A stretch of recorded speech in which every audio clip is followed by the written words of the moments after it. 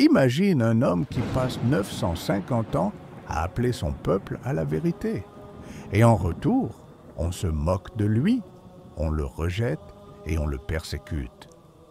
Pourtant, cet homme va survivre au plus grand déluge de l'histoire et devenir le père d'une nouvelle humanité.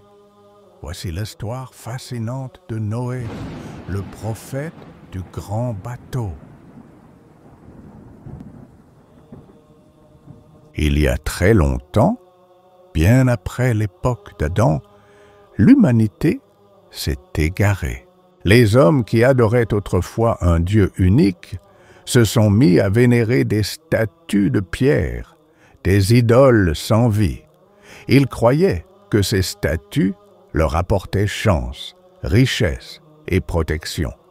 Mais en réalité, ils s'étaient éloignés de la vérité. C'est alors qu'Allah choisit un homme parmi eux, Noé. Un homme juste, patient, envoyé comme messager pour ramener son peuple à la vérité. Ô mon peuple, adorez Allah. Vous n'avez pas d'autre Dieu que lui. Laissez ces idoles, elles ne peuvent ni vous aider, ni vous nuire. Et ils se moquèrent de lui en lui répondant « Regardez ce fou, il veut qu'on abandonne nos traditions. Nos ancêtres ont toujours vénéré ces dieux. » Noé alayhi salam savait que son peuple était aveuglé, mais il ne perdit pas espoir. Il les appela encore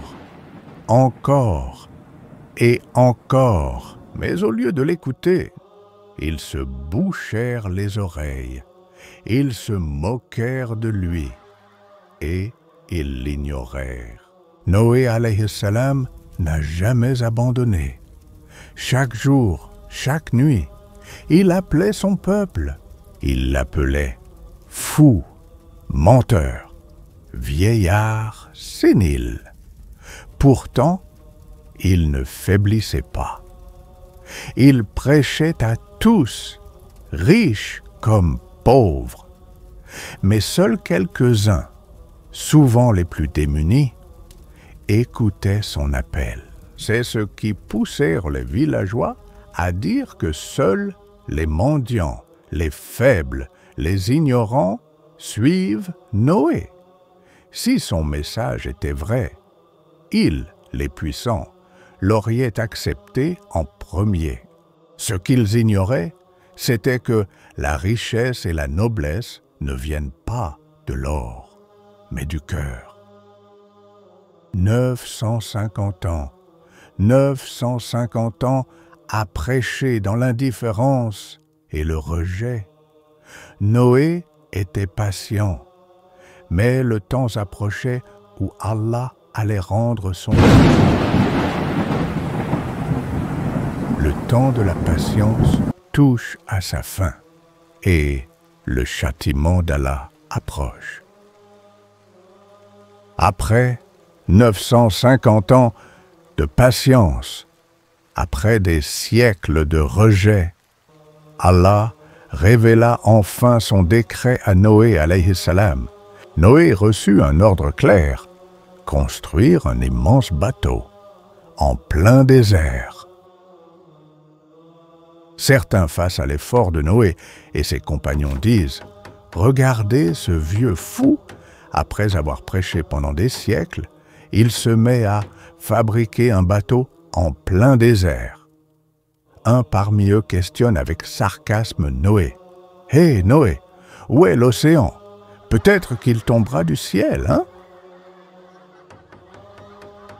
Mais Noé n'écoute pas leur moquerie. Il sait que la promesse d'Allah est proche. Chaque coup de marteau sur le bois, chaque planche posée, le rapproche du destin de son peuple. Les moqueries allaient bientôt cesser, car le moment du déluge était imminent. Le moment est arrivé. Allah ordonne à Noé alayhi salam de monter dans l'arche. Ô croyants, montez dans l'arche, car voici la promesse de mon Seigneur. Les mécréants n'avaient jamais vu une telle pluie. Les rivières débordent, la terre se déchire, l'eau jaillit de toutes parts.